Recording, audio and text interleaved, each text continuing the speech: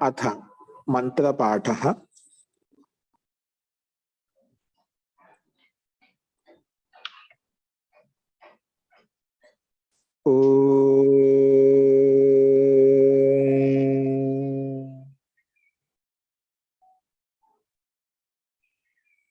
सहनाववतु सहनौ भुनक्तु सह वीर्यं करवावहै तेजस्विनावधीतमस्तु मा विद्विषावहै। ओम शांति शांति शांति।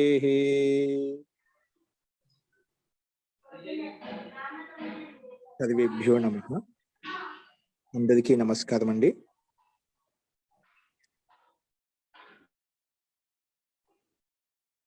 నిన్న చెప్పిన పాఠంలో ఎవరికైనా సందేహాలు ఉన్నాయండి? నిన్న చెప్పిన పాఠంలో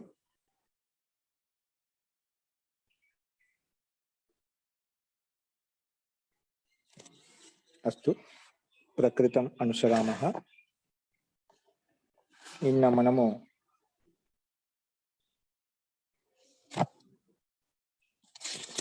ధ్యానం ఎలా సిద్ధిస్తుంది అనే విషయాన్ని చెప్పుకున్నాము. ముందుగా ధ్యానం చేయాలనే భావన ఎప్పుడు కలుగుతుందంటే భావనోపచయాత్ శుద్ధస్య సర్వం ప్రకృతివత్ అని చెప్పుకున్నాము. పూర్వపక్షి జ్ఞానంతో పాటు యోగాభ్యాసం వికల్పాల చేత కూడా ముక్తి కలుగుతుంది. అలాగే జప ధ్యానాల ద్వారా కూడా ముక్తి కలుగుతుంది అని చెప్పి శృతి ప్రమాణం చెప్పినప్పుడు సిద్ధాంతి లేదండి, జ్ఞానము ముఖ్యమైనది, జ్ఞానం ద్వారా ముక్తి కలుగుతుంది, అవన్నీ సహాయంగా ఉంటాయి అని చెప్పారు. అవి అలా చెప్పిన తర్వాత దానికి సమాధానంగా భావనోపచయా శుద్ధస్య సర్వం ప్రకృతివత్, భావనకి ఉపచయమైనప్పుడు అంటే పవిత్ర భావనలు ఉత్పన్నమైనప్పుడు అంటే పరమాత్మ పట్ల అనురాగం ప్రీతి ఉత్పన్నమైనప్పుడు వాటికి వృద్ధి కలుగుతుంది, అవన్నీ సహాయంగా ఉంటాయి. అప్పుడు యోగాభ్యాసము ధ్యానం ఇవన్నీ కూడా ఆ శుద్ధమైన పవిత్రాత్మకు ప్రీతిరహితమైనటువంటి వాసనరహితమైన స్థితి కలుగుతుంది. అప్పుడు పరమాత్మ పట్ల ప్రీతి కలుగుతుంది. అప్పుడు అటువంటి వ్యక్తికి సర్వం ప్రకృతిలో ఉన్నటువంటి అన్ని పదార్థాలు కూడా ప్రకృతిమయంగా కనిపిస్తాయని, ఉత్పన్నమైన వస్తువులను కూడా నష్టమైపోతాయి, నాశనం అవుతాయి.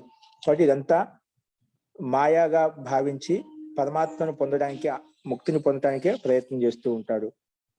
సరే, ఇవన్నీ చెప్పిన తర్వాత ముక్తి ప్రాప్తిని పొందడంలో యోగాభ్యాసము ఇవన్నీ జ్ఞానానికి సాధనంగా ఉంటాయి అని చెప్పుకున్నాము. కానీ ఈ యోగాభ్యాస సాధన అనే అనుష్ఠానం ఎలా చేయాలి, ఏ విధంగా చేయాలి అన్నప్పుడు దానికి ముందుగా ఒక లక్షణం చెప్పారు. ధ్యానం ఎలా సిద్ధిస్తుంది అంటే అది ఎలా అనుష్ఠానం చేయాలంటే, ముందుగా అనుష్ఠానం చేయాలంటే ధ్యానం మానసిక జపం చేయాలి అంటే రాగోపహతి ధ్యానం, రాగం అనేది ఉపహతం చేసినప్పుడు, రాగాన్ని నష్టం చేసినప్పుడు, దూరం చేసినప్పుడు నీకు ధ్యానం కలుగుతుంది. మళ్ళీ ఆ ధ్యానానికి సాధనం ఏంటన్నప్పుడు వృత్తి నిరోధాత్ తత్ సిద్ధి. ఆ ధ్యానము కేవలం రాగాన్ని నష్టం చేయాలంటే ఏ రకంగా నష్టం చేయాలంటే మనలో ఉండే వృత్తులను నిరోధించాలి. మనలో ఉండే వృత్తి ఆలోచనను నిరోధించినప్పుడు వృత్తి నిరోధాత్ తత్ సిద్ధి అంటే మనలో ఉండే ఆలోచనలు ఏవైతే, విషయ వాసనలు ఏవైతే ఉన్నాయో వాటిని నిరోధించినప్పుడు ధ్యాన సిద్ధి కలుగుతుంది అని చెప్పుకున్నాం. కానీ ఆ వృత్తి నిరోధంలో కూడా ఎలా ఉంటుంది, ఏ రకంగా నిరోధించాలి అన్నప్పుడు దానికి ప్రక్రియ విధి విధానం ఏమైనా ఉందా అంటే దానికి 3 రకాలు చెప్పుకున్నాం. ధారణ ద్వారా, ఆసనం ద్వారా, కర్మ ద్వారా ధ్యాన సిద్ధి కలుగుతుంది. అంటే మన వృత్తులు, మన మనసులో ఉన్నటువంటి ఆలోచనలు, విచారాలు ఏవైతే ఉన్నాయో అవి తొలగించుకోవచ్చు, నిరోధించుకోవచ్చు.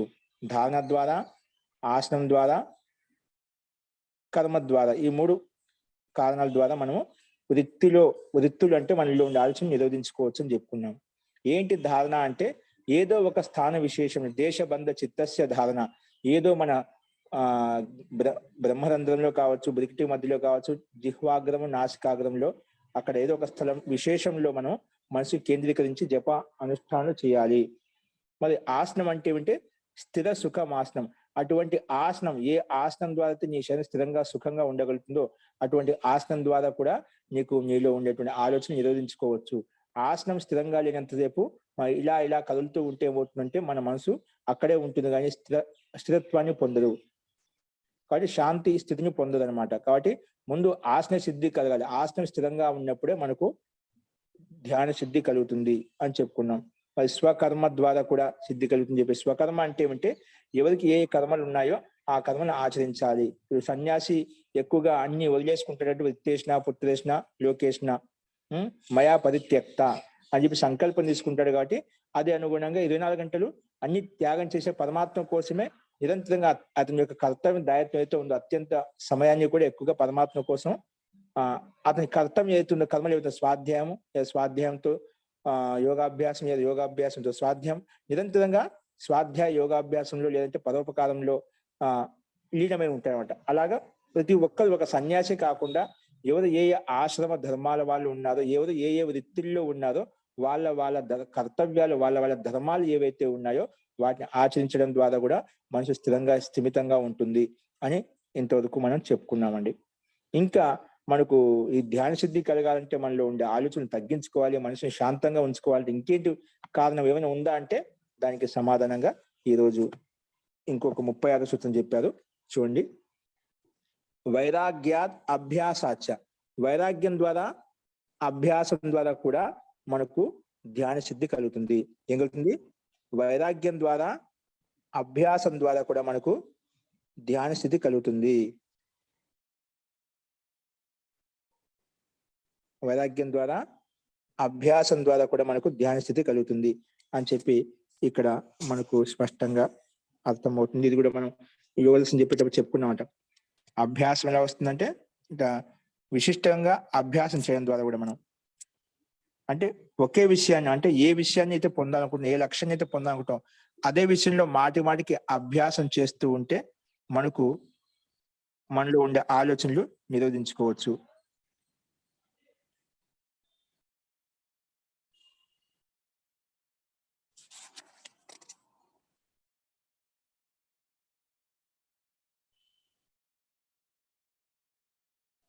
చూడండి, వైరాగ్యాత్ అభ్యాసాచ, వైరాగ్యం ద్వారా అభ్యాసం ద్వారా కూడా మనలో ఉండే వృత్తులను మనలో ఉండే ఆలోచనలు తొలగించుకోవచ్చు అని చెప్పి మనకు ఈ 36వ సూత్రం చెప్తుంది. చూడండి, ఇంతవరకు అన్ని ధ్యాన సిద్ధి ఎలా కలుగుతుంది చెప్పుకున్న తర్వాత ఇందులో ఇంకొక ఉపాయం చెప్పుకుంటున్నాం ఇక్కడ. చూడండి, వైరాగ్యాత్ అభ్యాసాచ, వైరాగ్యాత్ అభ్యాసాచ. చూడండి దీని యొక్క భాషను చూడండి. వృత్తి నిరోధో వైరాగ్యాత్. వృత్తి నిరోధం అనేది మన వృత్తులు అంటే మనలో ఉండే ఆలోచనలు ఎలా తొలగిపోతాయంటే వైరాగ్యం ద్వారా తొలగిపోతాయి. ఏంటి ఆ వైరాగ్యం అంటే? ఆ వైరాగ్యం 2 రకాలంట. చూడండి ఇక్కడ స్లైడ్ మీద కనిపిస్తుంది. ఆ వైరాగ్యం ఏంటంటే అది 2 రకాలు. చూడండి 36వ సూత్రము పునశ్చ అని చెప్పి వైరాగ్యాత్ అభ్యాసాచ అని ఇచ్చారు ఇక్కడ. వైరాగ్యం చేత అభ్యాసాచ ఇంకా మాటికి అభ్యాసం చేయడం ద్వారా అంటే నిరంతరంగా ధ్యానం జపానుష్ఠానం చేయడం ద్వారా అభ్యాసం చేత మనకు అటువంటి యోగ్యత అటువంటి స్థితి కలుగుతుంది. అంటే మనలో ఉండే ఆలోచనలు తగ్గిపోతాయి అంటే ధ్యాన స్థితి కలుగుతుంది అని ఈ సూత్రం ద్వారా తెలుస్తుంది. చూడండి భాష్యం, వైరాగ్యాత్ అంటే వృత్తి నిరోధో వైరాగ్యాత్. వృత్తి నిరోధం అనేది వృత్తులు అంటే వృత్తి నిరోధం అంటే వృత్తులు అంటే ఆలోచనలకు ఎప్పుడు నిరోధించవచ్చు అంటే వైరాగ్యం ద్వారా. మనకు వైరాగ్యం కలిగినప్పుడు, వివేక ఖ్యాతి కలిగినప్పుడు, ఆ వైరాగ్యం అంటే సంసారిక విషయాల పట్ల వైరాగ్యం కలిగినప్పుడు మన ఆలోచనలు తగ్గిపోతాయి. ఆ వైరాగ్యం ఎలా ఉందంటే 2 రకాలంట. ద్వివిధాత్ అపరాత్ పరాచ్య విషయ దోష దర్శనాత్. ద్వివిధ అంటే అపరాత్ పరాత్ అంటే పరావైరాగ్యం అపరావైరాగ్యం అని చెప్పి మనం 2 రకాలు చెప్పుకుంటామట. పరవైరాగ్యం అంటే అపరవైరాగ్యం అంటే మొత్తానికి అపరవైరాగ్యం అంటే విషయాలు దూరంగా ఉంటామట. పరవైరాగ్యం అంటే పూర్తి ఉత్కృష్టమైన పరమాత్మకు దగ్గరగా ఉండటం అన్నమాట. ఈ రకంగా ద్వివిధాత్ అపరాత్ పరాచ్య విషయ దోష అంటే పర విషయాల్లో అపర విషయాల్లో దోష దర్శనం చూడటం వలన అంటే సాంసారిక విషయాల పట్ల దూరంగా ఉండటం వలన, విషయాల పట్ల దోష దర్శనం చూసి వాటితో దూరంగా ఉండటం వలన అది చెప్పాడు. ద్వివిధాత్ అంటే అపరాత్ పరాచ్య విషయ దోష దర్శనం అంటే పరవైరాగ్యం చేత అపరవైరాగ్యం చేత విషయాలు దోష దర్శనం చూడడం వలన, తథా జ్ఞాన ప్రసాద మాత్ర అంటే జ్ఞానం అంటే విశిష్ట జ్ఞానం యొక్క విశిష్ట జ్ఞానం ద్వారా ఆ విశిష్ట జ్ఞాన ప్రసాదం ద్వారా కూడా మనకు ఈ ఈ స్థితి కలుగుతున్నాం అంటే మనలో ఉండేటువంటి రిక్తులు ఆలోచనలు తగ్గించుకోవచ్చు. అంటే జ్ఞాన ప్రసాద మాత్రం ద్వారా కూడా అలా విషయాన్ని దోష దర్శనం చూడడం కదా ఈ రకంగా 2 రకాల పరావైరాగ్యం చేత అపరవైరాగ్యం చేత మనకు వృత్తి నిరోధం కలుగుతుంది. అదే విషయంలో ఒక సూత్రం కూడా ఇక్కడ యోగ దర్శనం యొక్క వ్యాస భాష్యం ఇక్కడ చెప్పారు, సూత్రం చెప్పారు ఇక్కడ. జ్ఞానస్యైవ పరాకాష్ఠ వైరాగ్యం. ఎప్పుడైతే జ్ఞానానికి ఉత్కృష్టమైన స్థితి కలిగిందో, విశిష్టమైన స్థితి కలిగిందో అప్పుడు వైరాగ్యం వస్తుంది. జ్ఞానస్యైవ పరాకాష్ఠ, జ్ఞానం యొక్క పరాకాష్ఠనే వైరాగ్యము. ఓకేనా? సో ఎక్కడైతే జ్ఞానానికి ఉత్కృష్టమైన స్థితి కలుగుతుందో, ఉచ్చ స్థితి అయినటువంటి జ్ఞానం కలుగుతుందో అదే మనకు వైరాగ్యంగా మారిపోతుంది. అంటే విగత రాగ విరాగ. ఆ రకంగా అంటే ఎవరికైతే రాగాలు, సాంసారిక విషయాల పట్ల రాగాలు కోరికలు అయితే నశించిపోయో ఆ విరాగం వైరాగ్యంగా మారిపోతున్నమాట. అంటే ఆలోచనలు కోరికలు ఇటువంటి ఏం లేనప్పుడు మనకు వైరాగ్య స్థితి కలుగుతుంది. దానికంటే ఉత్తమైనది ఏదైతే ఉందో దాన్ని పొందడం కోసం మనం ప్రయత్నం చేస్తూ ఉంటాము అని చెప్పి ఇక్కడ ఇవ్వబడిందండి. అందుకే జ్ఞానస్యైవ పరాకాష్ఠ వైరాగ్యం తథా ఇంకో సూత్రంలో ఇప్పుడు వైరాగ్యం అంటే చెప్పుకున్నాడు. వైరాగ్యం పరా వైరాగ్యం అపరా వైరాగ్యము విషయాలు దోషదర్శనం చూడడం వల్ల విశిష్టమైన జ్ఞాన ప్రసాదం ద్వారా మనకు వైరాగ్యం కలుగుతుంది. ఇంకెలా కలుగుతుంది అంటే తథా అభ్యాసాచ్య ధ్యాన అభ్యాసాత్ భవతి. ఇంకా ధ్యాన స్థితిని ధ్యానం ఎల్లప్పుడు జపానుష్ఠానం లేదంటే ఓంకారానుష్ఠానం జపస్థార్థ భావన అని చెప్తారు. అర్థపూర్వకంగా ఏదో ఒక విషయాన్ని తీసుకుని, ఏదో ఒక మంత్రాన్ని తీసుకొని ఏదో ఒక విషయం మీద చింతనం అన్నమాట. సో ఆ రకం మాటికి ధ్యానం ద్వారా అభ్యాసం చేస్తూ ఉంటే అభ్యాసం చేస్తూ ఉంటే ఏమవుతుంది, అక్కడ కూడా మనకు వృత్తి నిరోధం కలుగుతుంది. అంటే మనలో ఉండే ఆలోచనలు తొలగిపోతాయి. కాబట్టి ఆ వైరాగ్యం ద్వారా మాటికి ధ్యానాభ్యాసం చేయడం ద్వారా, అంటే నిరంతరంగా ధ్యానం చేస్తూ ఉంటే మనలో ఉండే ఆలోచనలు తగ్గిపోతాయి, మనకు మనసు స్థిరంగా ఉంటుంది. అప్పుడు మనం కూడా మన యోగ్యత పెరుగుతుంది, పరమాత్మకు దగ్గరగా ప్రీతిగా కాగలుగుతాం. విషయ వాసనల పట్ల కూడా మనకు ఆకర్షణ అనేది ఉండదు అన్నమాట. మనకు అభ్యాసం చేసే కొద్దీ యథార్థ స్థితి మనకు కనిపిస్తుంది. ఆ ధ్యానాభ్యాసం మాటి చేస్తూ ఉంటే ఆ వాస్తవిక స్వరూపం, విషయాల పట్ల ఉండే యథార్థ స్వరూపం ఏంటి, మనలో ఉండే సంస్కారం ఏంటి అని యథార్థంగా తెలుసుకున్నప్పుడు త్యాజ్యమైన పదార్థాలను తొలగించుకుంటూ గ్రహించవలసిన పదార్థాలను గ్రహిస్తూ అలా గుణగ్రాహిగా ఉంటూ దోషాలను తొలగించుకోవడానికి ప్రయత్నం చేస్తూ ఉంటాడు. అంటే గుణాలు వృద్ధి చేసుకోవడానికి అవగుణాలు ఏవైతే ఉన్నాయో, ఆ సంస్కారాలు ఏవైతే ఉన్నాయో, చెడు సంస్కారాలు ఏవైతే ఉన్నాయో వాటిని తొలగించుకోవడం కోసం ప్రయత్నం చేస్తూ ఉంటాడు. ఈ రకంగా మనకి ఇక్కడ ఇవ్వబడింది. సో వైరాగ్యం చేత అభ్యాసం చేత మనలో ఉండే ఆలోచన తొలగించుకోవచ్చు. నెక్స్ట్, ఇంతవరకు మనకు ఎలాగా ధ్యాన సిద్ధి కలుగుతుంది అని చెప్పుకున్నామంట. ఇంకా అదునా విపర్యయ విషయమాహ. ఇప్పుడు విపరీత ధ్యానం ఎలా కలిగి చెప్పుకున్నామట. ఇలా కలుగుతుంది. సరే, కలిగిన తర్వాత ఒక్కోసారి మనకి ఏమవుతుంది అంటే తుష్టి దోషం కలుగుతుందండి. అంటే నేను ఇంత ధ్యానం చేశాను, ఈ విధంగా ఉంది కొన్ని మనకు తెలియకుండా మిథ్యా అభిమానం, మనలో అహంకారం వస్తుందన్నమాట. అటువంటి స్థితి ఎలా ఉంటుంది అనే విషయాన్ని ఇక్కడ ప్రస్తావిస్తున్నారు. చూడండి, అదునా విపర్యయ విషయమాహ. విపరీత విషయం ఎలా ఉంటుంది అనే విషయాన్ని ఇక్కడ ప్రస్తావిస్తున్నారు, గమనించండి. నిజంగా మనకు వాస్తవంగా చూస్తుంటామండి, అది ఎలా దోష దర్శనం అవుతుంది అది గమనించండి. విపర్య విషయమాహ, విపరీతమైన విషయం ఎలా ఉంటాయి అది చూస్తున్నామట. అంటే జ్ఞానానికి విపరీతంగా ఉన్నప్పుడు మన మనసు ఎలా ఆలోచిస్తుంది, మిథ్యా జ్ఞానం ఉన్నప్పుడు, మిథ్యా అభిమానం ఉన్నప్పుడు మన మనసు ఎలా ఆలోచిస్తుంది ఆ విషయాన్ని ప్రస్తావిస్తున్నారు. విపర్యయ భేదాహ పంచ. విపర్యయ భేదాలు అంటే విపరీతమైన స్థితి ఉంటుంది, 5 రకాలంట. విపర్యయ భేదాహ పంచ. చూడండి భాషలో, విపర్యయ భేదాహ పంచ అంటే జ్ఞాన ప్రతిపక్షణం, అంటే జ్ఞానికి ప్రతిపక్షం అజ్ఞానం. జ్ఞాన ప్రతిపక్షణం విపర్యయస్య అంటే మిథ్యా జ్ఞానస్య. దాన్ని ఓపెన్ చేసి చెప్పారు. విపర్యయం అంటే మిథ్యా జ్ఞానం, అంటే యథార్థ జ్ఞానం, ఉన్నది కాకుండా వేరే విధంగా ఊహించుకోవడం. ఇప్పుడు తాడు ఉంది, తాడును అది దోష దర్శనం వలన, ఇంద్రియ దోషం వలన ఏమవుతుంది, తాడును పాము అనుకుంటాం, లేదా పాముని తాడు అనుకుంటాం. అలాగా అది మిథ్యా జ్ఞానం. అంటే యథార్థంగా ఏది ఏ వస్తువో ఏ పదార్థమో అది ఏ విధంగా ఉందో దాన్ని అదే విధంగా అర్థం చేసుకోకుండా వేరే విధంగా అర్థం చేసుకుని విపరీత జ్ఞానం, దాన్ని మిథ్యా జ్ఞానం అంటామంట. అవి 5 రకాలు. ఏంటివి అవి? 5 రకాలంట. అలాగే జ్ఞాన ప్రతిపక్షం, జ్ఞాన విపరీతమైన స్థితి ఏదండి, విపర్యస్య అంటే మిథ్యా జ్ఞానస్య భేదాహ పంచ సంతి. అవి 5 రకాలు ఉన్నాయంట. 8 రకాలు అంటే విపరీతమైనటువంటి మిథ్యా జ్ఞానికి 5 రకాలు. అవి ఏంటో మనకు ముందు వస్తాయి, అక్కడ చూద్దామండి. నెక్స్ట్ విపరీత జ్ఞానం ఉన్నటువంటి 5 రకాలు. విపర్య భేదాహ పంచ అని చెప్పి చెప్పుకున్నాం 5 రకాలు. నెక్స్ట్ ఆ విపర్యస్య కారణం కలు ఆసక్తి రుచ్యతే. ఆ విపరీత జ్ఞానికి కారణం ఏంటి? అది ఆసక్తి. ఆ విషయం చెప్తున్నాడు. ఏంటి ఆ విపరీత జ్ఞానికి కారణం? మిథ్యా జ్ఞానం కలగడానికి కారణం ఏంటి? అవి ఏంటి? ఏ కారణం చేత అలాగా కలిగింది దానికి చెప్తుంది. విపర్యస్య కారణం, ఆ విపరీత జ్ఞానానికి మిథ్యా జ్ఞానికి కారణము కలు ఆసక్తి రుచ్యతే. దానికి ఆసక్తి అంట. ఆ శక్తి విషయంలో ఇప్పుడు చెప్తున్నారు చూడండి భాష్యంలో.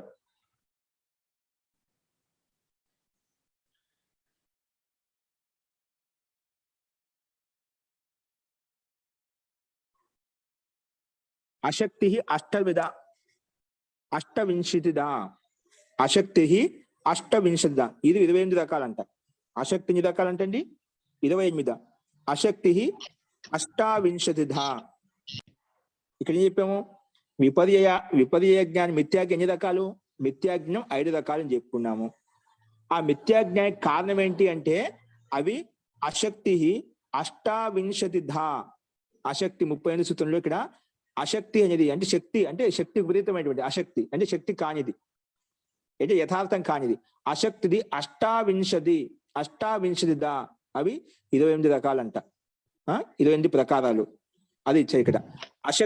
అశక్తి అంటే ఎటువంటి అశక్తి? అష్టావింశతిదా అంటే 28 రకాలు. అశక్తి ఖలు అష్టావింశతి భేదముక్తం భవంతి. భేదయుక్త భవంతి. ఈ అశక్తి అనేది 28 రకాలుగా ఉంటుంది. అది 28 ప్రభేదాలుగా చెప్పబడింది. ఎన్ని రకాలుగా చెప్పబడింది? 28 ప్రభేదాలుగా చెప్పబడింది. అదేంటో మన తర్వాత ఇప్పుడు చెప్పుకుంటామండి. ఇవి 28 రకాల అశక్తి ఉందంట. విపరీత జ్ఞానం 5 రకాలు, అశక్తి అనేది 28 రకాలు. ఓకేనా? పునః తత్కారణం తుష్టిమాహ. ఆ అశక్తి కూడా కారణం ఏంటి? ఆ అశక్తి కూడా కలగడానికి కారణం, మళ్ళీ దానికి కారణం ఏంటి? కారణానికి కారణం ఏంటి? పునః తత్కారణము తుష్టిమాహ. పునః తత్కారణం తుష్టిం ఆహ.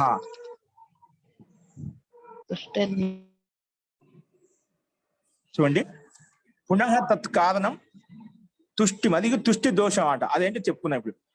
పునః తత్కారణం తుష్టిమాహ. తుష్టిది నవద. ఆ తుష్టి దోషం కూడా నవద అంట. ఇది 9 రకాలంట. ఎన్ని రకాలండి? ఇది 9 రకాలు. పునః తత్కారణం అంటే ఆసక్తి కారణం ఏంటి? తుష్టిమాహ. అవి ఎన్ని రకాలు? తుష్టి నవధ. ఇది 9 రకాలు. ఎన్ని రకాలండి? 9 రకాలు.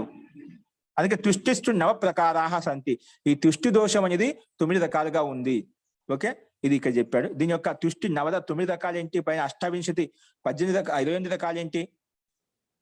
అలాగే విపరీత జ్ఞానం 5 రకాలు అవి ఏంటి కింద మనకు వస్తే అక్కడ వ్యాఖ్యానించుకున్నామండి. అస్తు. నెక్స్ట్ 40 సూత్రంలో తస్య కారణం సిద్ధి సాచ. తస్యాహ కారణం, ఆ తుష్టి దోష కారణం కూడా సిద్ధి ఏంటి అది చెప్తున్నమాట. తస్యాహ కారణం సిద్ధి సాచ సిద్ధి అష్టదా. తస్యాహ అంటే ఈ తుష్టి దోష కారణం కూడా అవి వాటి యొక్క సిద్ధి ఏంటిది ఇక్కడ 40 సూత్రాలు చెప్పామట.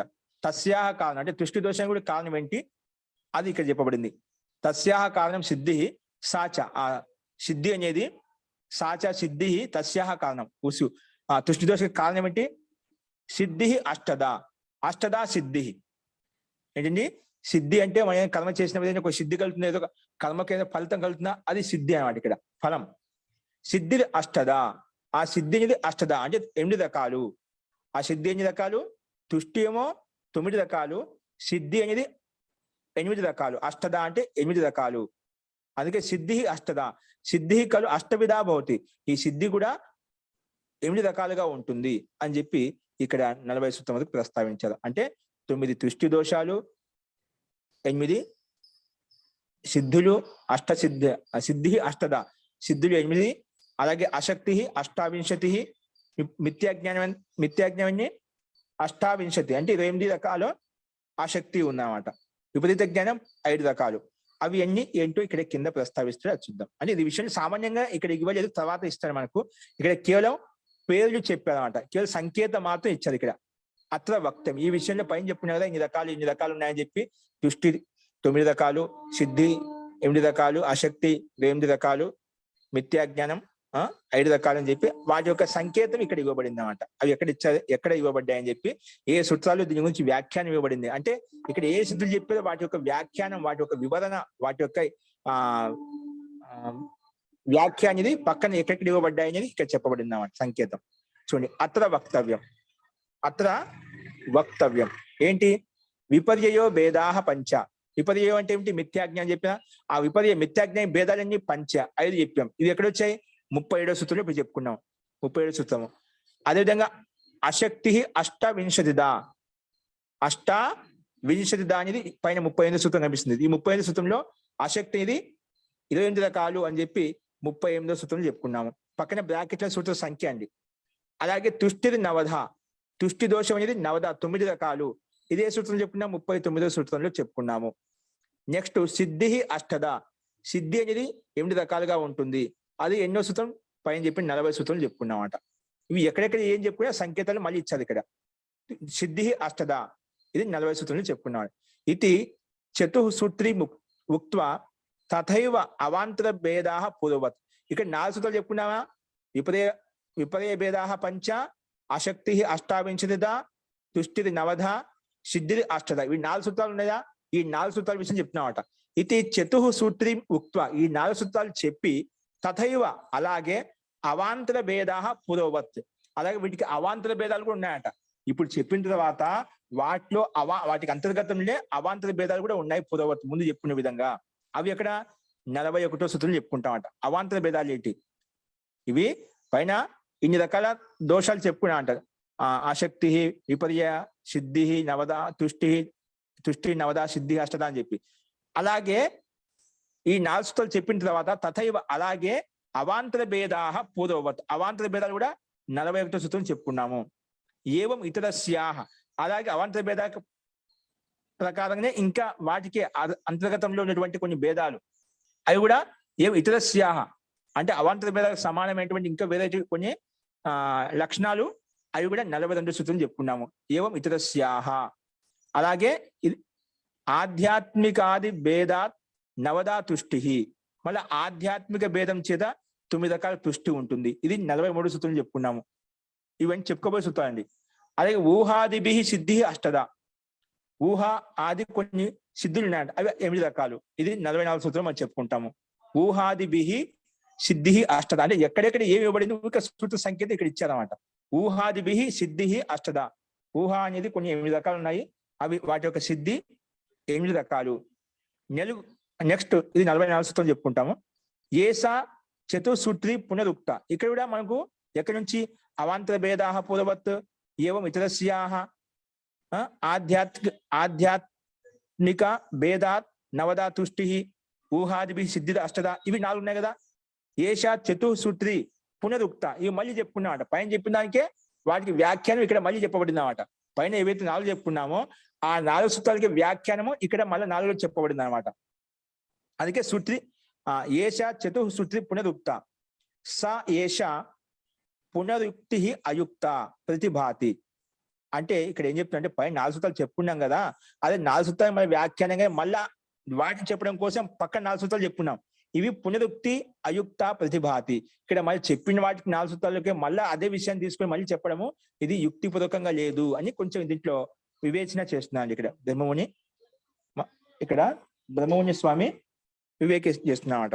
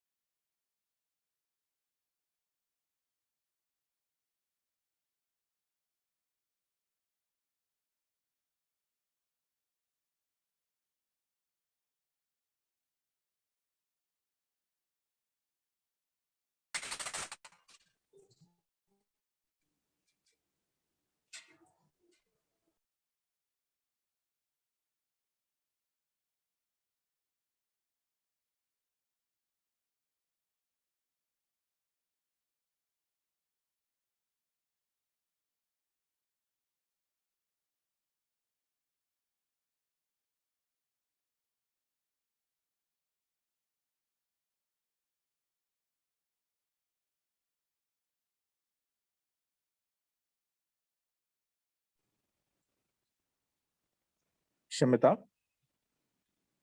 తో ఈ రకంగా పైన 4 సూత్రాలు చెప్పాం కదా, అదే విషయాన్ని మళ్ళీ 4 సూత్రాలు చెప్పడం ఇది యుక్తి సంగతం కాదు. పునః ఉక్తి, మళ్ళీ ఉక్తి అనేది అయుక్త ప్రతిభాతి, ఇది అయుక్తంగా కనిపిస్తుంది. మన్యే అహం అత్ర ఏష పునరుక్తి ఇయతి నా కృత ఆసిత్ సూత్రకారేణ. కానీ అహమత్ర ఏష పునరుక్తి యతి నా కృత ఆసిత్, ఇంతనే మాత్రం చేతి ఇక్కడ మళ్ళీ 4 సూత్రం పునరుక్తి పూర్వకంగా పెట్టలేదు. సూత్రకారుడు ద్వారా అది పైన 4 సూత్రాల ద్వారా ఈ అర్థం వ్యాఖ్యానం మనకు పూర్తిగా వచ్చేసింటే మళ్ళీ సూత్రకారులే మళ్ళీ అవే 4 సూత్రాలు రచించాల్సిన అవసరం ఉండేది కాదు. కానీ మళ్ళీ ఇంత మాత్రం ఆలోచించి పెట్టలేదు అన్నమాట. యతి నా కృత ఆసిత్ సూత్రకారుడు ద్వారా ఇదే ఇంత మాత్రమే ఊహించి చెప్పాలి, అదే విషయాన్ని మళ్ళీ ప్రస్తావించలేదు. కింటు సా వివరణ కృత భవేత్.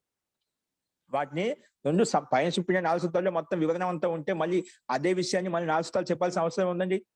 కాబట్టి ఇంత మాత్రం చెప్పలేదు, మళ్ళీ చెప్పారు పునరుక్తి వచ్చింది అంటే అవే సూత్రాలు మళ్ళీ రిపీట్ అయ్యాయంటే వాటికి ఇక్కడ వివరణ ఇవ్వబడింది, అంటే వ్యాఖ్యానించబడింది. ఇక ఆ తుష్టి నవద అని చెప్పాం. తుష్టి నవద అంటే 9 రకాలు ఏంటి? సిద్ధి అష్టద అని చెప్పాం. ఆ సిద్ధులు 8 రకాలు అని చెప్పాం. ఏంటి 8 రకాలు? అలాగే అశక్తి అష్టావింశతిదా అని చెప్పాం, 28 రకాలు చెప్పినాం. అలాగే విపర్యయ పంచద అని చెప్పుకున్నాం. విపరీత అంటే మిథ్యాజ్ఞం 5 రకాలు. ఏంటి అవి? అది ఈ కింద 4 సూత్రాలు ఇవ్వబడింది. అంటే వివరణ కృత భవేత్, అది వివరణ సహితంగా ఇవ్వబడింది.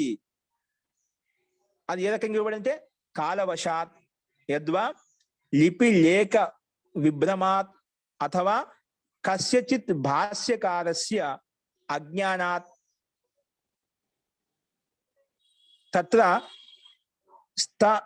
తత్రస్థ వివరణ వచనాన్ని సూత్ర బాహ్యాన్ని మత్వ పృథక్ కృతాని స్యుహు. అవన్నీ కూడా ఒక్కొక్క అంటే కాల ప్రభావ కారణంగా, అంటే ఎందుకు చెప్పాల్సిందే అప్పట్లో వీటి యొక్క స్థితి పూర్తిగా అది యుక్తమైంది కాబట్టి, అంటే ఈ గ్రంథం రాసేటప్పుడు అన్ని మనకు ఇప్పుడున్న గ్రంథాలు ఏవైతే ఉపలబ్ధమవుతాయంటే మూల గ్రంథాలు, ప్రాచీన గ్రంథాలు అన్ని ఇక్కడ కొన్ని వికృతం చెందాయండి. అంటే ఏదో కొన్ని లోపం అయిపోయాయి, లేదా జీర్ణించిపోయాయి, లేదా చినిగిపోయాయి, లేదంటే దానికి వేరే విధంగా దాన్ని మార్చేశారు. అంటే కొన్ని అది దోషవశాత్, అది కాల ప్రభావంగా ఇచ్చాయన్నమాట. కాలవశాత్ కాల కారణంగా లేదా లిపి లేఖక విభ్రమాత్, లేఖకుడు ఎవరైతే ఉన్నారో వారి ఒక దోషం వల్ల కూడా, లేఖకుల్లో కూడా కొన్ని దోషాలు రావచ్చు, మనుషులేం కదా, లేఖన రాసేటప్పుడు కొన్ని దోషాలు రావచ్చు అంట. అందుకే లిపి లేఖన విభ్రమాత్, లిపి లేఖకుల్లో ఉండే విభ్రమ దోషం వలన, అథవా కస్యచిత్ భాష్యకారస్య అజ్ఞాన, భాషకారుడు కోసం మనకు అజ్ఞానత వలన పూర్తిగా యోగ స్థితిలో ఉండం కదా, మనం పరమాత్మ కాదు కదా. కాబట్టి అక్కడ ఎప్పుడో అజ్ఞాత కాలుగవచ్చు అంట. ఏదో ఒక దోషయుక్తం వలన, అంటే భాష్యకారులు ఎవరైతే ఉన్నారో వాళ్ళు అజ్ఞానం కారణంగా తప్పు రాయొచ్చు అంట, ఏదో దోషం రావచ్చు. అందుకే భాష్యకారస్య అజ్ఞానాత్ తత్రస్థ వివరణ వచన, అందులో ఉన్నటువంటి వివరణ వచనాలు ఏవైతే ఉన్నాయో సూత్ర బాహ్యాని మత్వ, వెయ్యి సూత్రానికి బహిర్ముఖంగా ఉన్నటువంటి అని చెప్పి ఆ విధంగా భావించి పృథకృతాని స్యుహు అని వాటిని పృథక్క వేరుగా చెప్పబడ్డాయి. అంటే ఏదో కాల ప్రభావం చేత, లేఖకుల దోషం వలన, లేదా భాషకారుని యొక్క దోషం వలన, ఏదో కారణం చేత ఇవన్నీ కూడా వేరుగా చెప్పబడ్డాయి అని దీనికి ఒక వ్యాఖ్యానం చెప్తున్నారు అనమాట. అంటే అది వ్యర్థం కాదండి, పునరుక్తి దోషం కాదు, ఇవి అలా కాల ప్రభావం చేత అక్కడ స్పష్టత లేదు కాబట్టి ఈ రకంగా చెప్పబడ్డాయి అని ఒక ఆలోచన ఇక్కడ చెప్పబడింది అన్నమాట. అందుకే వీటిని మళ్ళీ వేరుగా భావించి పృథకృతాని వేరుగా చెప్పబడ్డాయి. ఏ రకంగా అంటే పునశ్చ అల్ప వివరణేన ప్రాయ సాంఖ్య నిర్దేశేన సహా సా ఏష పునరుక్తి ఏవ అవశిష్టా భవేదితి మే మతి. ఓకే, సో ఇక్కడ చెప్పారు పునశ్చ అల్ప వివరణేన, దాన్నే అల్ప అంటే తక్కువ వివరణ ద్వారా, తక్కువ వ్యాఖ్య ద్వారా, పునశ్చ అల్ప వివరణ ద్వారా ప్రాయ దాదాపుగా సాంఖ్య నిర్దేశన సహా, సాంఖ్య ఏ విధంగా నిర్దేశిస్తుందో ఆ సాంఖ్య నిర్దేశన సహా, సాంఖ్య నిర్దేశం ద్వారా, సాంఖ్య నిర్దేశం తోటి సా ఏష పునరుక్తి అంటే మళ్ళీ కథనం ఏది చెప్పబడింది 4 సూత్రాలకి, పునరుక్తి అవశిష్టా భవేత్ ఇది మే మతహి.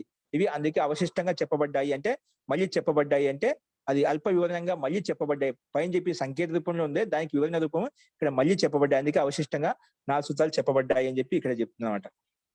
మే మత, అలాగా నా అభిప్రాయం అని ఒక వ్యక్తి యొక్క అభిప్రాయాన్ని, ఒక విద్వాంసుడి యొక్క అభిప్రాయం ఇక్కడ వ్యక్తపరిచారు. అందుకే అది పునరుక్తి కాదు, అది కాల ప్రభావంగా లేక దోష ప్రభావం చేత అది మళ్ళీ వ్యాఖ్యానించబడింది. అల్ప వివరణ ద్వారా అల్ప వ్యాఖ్యానం ద్వారా మళ్ళీ చెప్పబడింది అని చెప్పి ఒక విచారణ చేయబడింది. ద్వితీయ విచారణ అదే విషయం మీద రెండో వ్యక్తి యొక్క విచారణ ఏంటంటే, ఆలోచన ఏంటంటే, అవాంతర భేదాః పూర్వవత్. ఇవి అవాంతర భేదాలు చెప్పినా అవి పూర్వవత్. ఇది సూత్రతః పూర్వవత్ శబ్దః సర్వత్ర ఉత్తరేషు త్రీసు సూత్రేషు అనుసజ్యతే. ఇక్కడ అవాంతర భేదాః పూర్వవత్ అనేది పూర్వవత్ శబ్దం ఉంది కదా, 42, 43, 44 సూత్రాలు కూడా అనువృత్తిగా వస్తుందన్నమాట. అది అన్ని సూత్రాలు అనువృత్తిగా వస్తుందన్నమాట. అది చెప్పాడు. 41 సూత్రం ఇది అవాంతర భేదాః పూర్వవత్ అనేది. ఇది సూత్రతః పూర్వవత్ శబ్దః సర్వత్ర అన్ని చోట్ల ఉత్తరేషు అంటే పక్క 42, 43, 44 సూత్రాల్లో సర్వత్ర ఉత్తరేషు త్రీషు సూత్రేషు పక్కన 3 సూత్రాలతోటి అనుసజ్జతే అది యుక్తమవుతుంది చెప్పి పూర్వాచార్య కృత వివరణ అవదర్తే వివరణ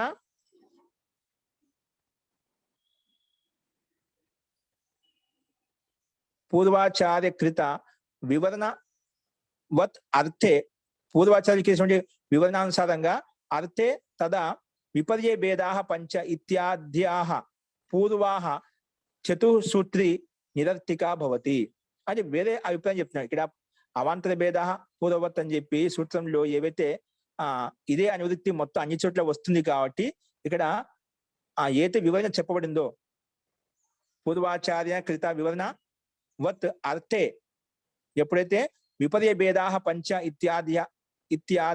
ఆద్యాః పూర్వ చతుశక్తి అంటే అవాంతర భేదాః పూర్వవత్ ఏవ ఇతరస్యాః ఆధ్యాత్మిక భేదాత్ నవదా తుష్టి ఏవైతే 4 సూత్రాలు ఉన్నాయి, పక్కవి 4 సూత్రాలు ఉన్నాయో అవన్నీ కూడా నిరర్థికా భవతి. ఇవి నిరర్థంగా ఇచ్చారంటే అవసరం లేదు, అక్కడ వాటితో స్పష్టం అవుతుంది అని చెప్పి రెండవ విచారణ ఇక వేరే వ్యక్తి యొక్క అభిప్రాయం ఇక్కడ ఇచ్చారన్నమాట. అలాగే మూడవ విచారణ ఏం చేస్తున్నాడు, వేరే వ్యక్తి యొక్క అభిప్రాయం చెప్తున్నమాట.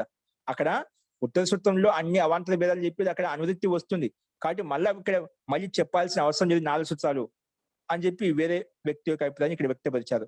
అదే విషయాన్ని ఇంకొక రకంగా ఆలోచిస్తున్నారు. తృతీయ విచారణ తత్రైవ పూర్వ చతుసూత్ర్యాం విపర్య భేదాః పంచ పూర్వవత్. ఇక్కడ తత్రైవ పూర్వ చతుసూత్ర్యాం ముందు చెప్పిన 4 సూత్రాలు ఏవైతే ఉన్నాయో విపర్య భేదాః పంచ అని చెప్పి మిథ్యాజ్ఞానం 5 రకాలు చెప్పుకునేది 37వ సూత్రంలో సూత్ర రచనయా భావ్యం తతః ఏవ పూర్వవత్ శబ్దః పూర్వ చతుసూత్రిస్తేషు అంటే ముందు చెప్పిన 4 సూత్రాల్లోనే త్రీషు అన్యేషు అపి సూత్రేషు కిల అనువర్తనీయః పునః ఉత్తర చతుసూత్రి స్యాత్ అనావశ్యకి. కాబట్టి పైన చెప్పిన విపర్య భేదాః పంచ ప్రకారంగానే అనువృత్తి తీసుకుంటేనా ఇవన్నీ వచ్చేస్తాయి. కాబట్టి పునః ఉత్తర చతుసూత్రి స్యాత్ అనావశ్యకి. ఈ పక్కన 4 సూత్రాలు అనావశ్యంగా రాయాల్సిన అవసరం అనావశ్యకమే అంటే అవసరం లేదు.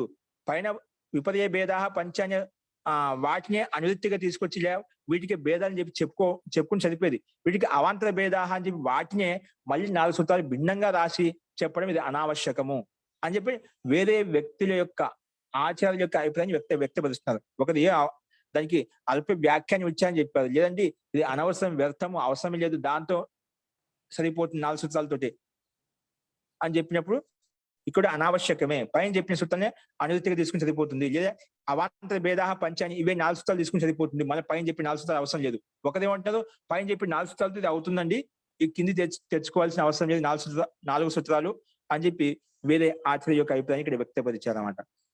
కాబట్టి పూర్వ చతుసూత్రిస్తేషు త్రీషు అన్యేష్వపి సూత్రేషు కిల అనువర్తనీయః పునః ఉత్తర చతుసూత్రి స్యాత్ అనావశ్యకి. పక్కన 4 సూత్రాలు అవాంతర భేదాః అక్కడి నుంచి మొదలుకొని మిగిలిన 4 సూత్రాలు విని అనావశ్యకము.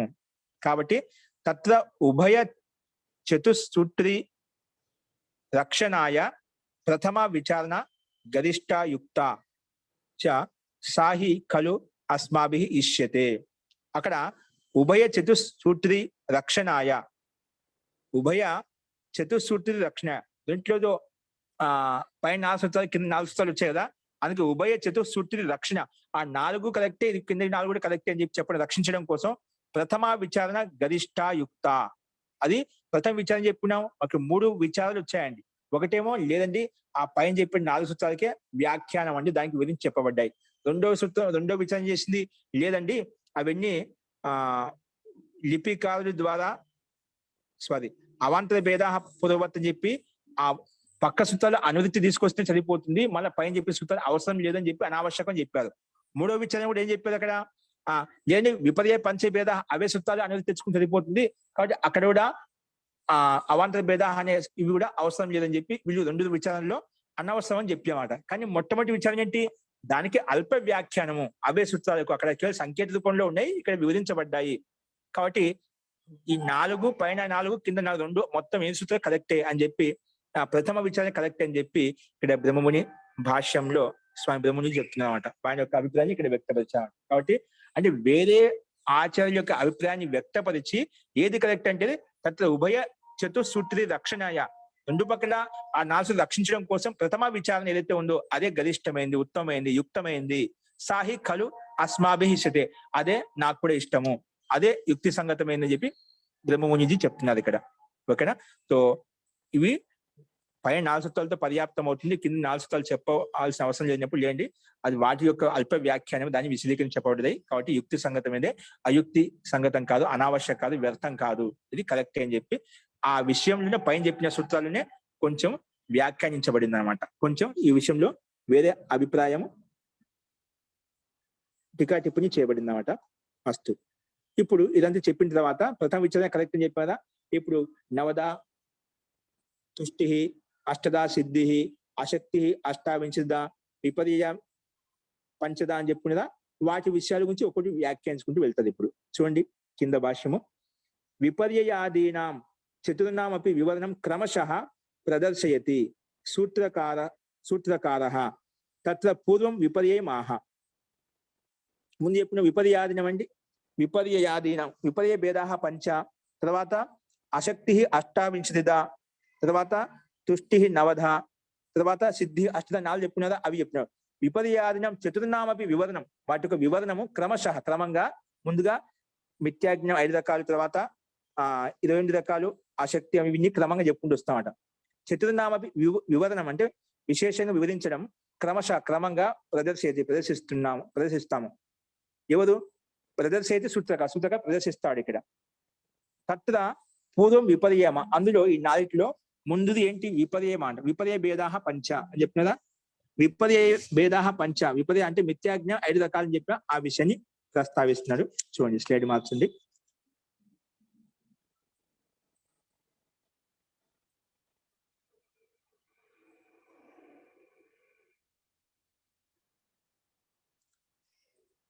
చూడండి అందులో విపర్య భేదాః పంచ అంటే విపరీతం అని చెప్పిన మిథ్యాజ్ఞ 5 రకాలు. ఏంటి ఆ 5 రకాలు, ఇక్కడ 41 సూత్రాలు చెప్పాము క్రమంగా. ముందుగా అంటే విపర్య భేదాః పంచ అనే సూత్రాన్ని అర్థం చేసుకోవడం కోసమే అవాంతర భేదాః పూర్వవత్ అని చెప్పి చెప్పారన్నమాట. అవి ఏంటో చూడండి. అవాంతర భేదాః పూర్వవత్ ఏంటో చూడండి.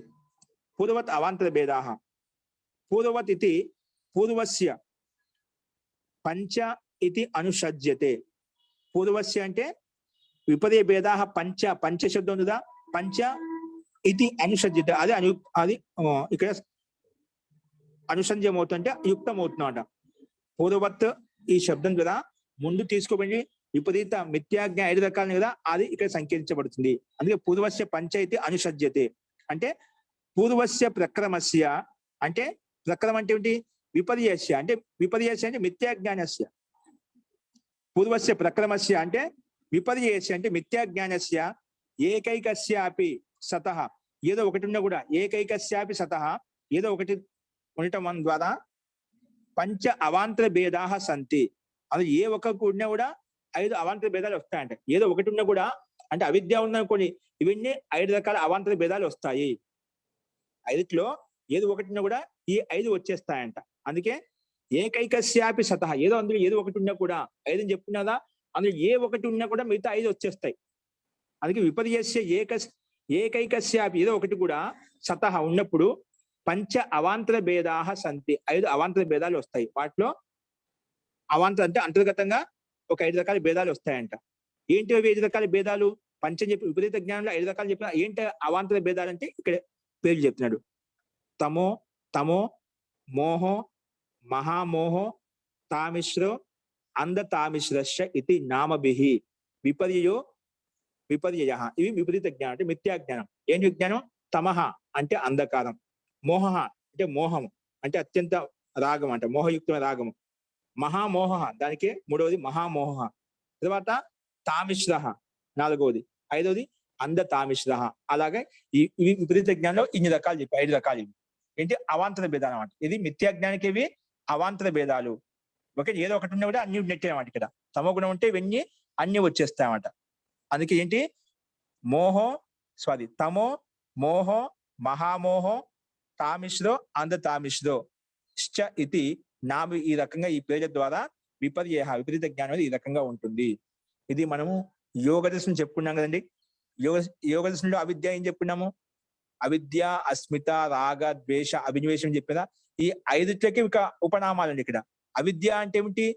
తమో. క్రమంగా తీసుకోండి, ఇక 5టికి 5 ఉన్నాయన్నమాట.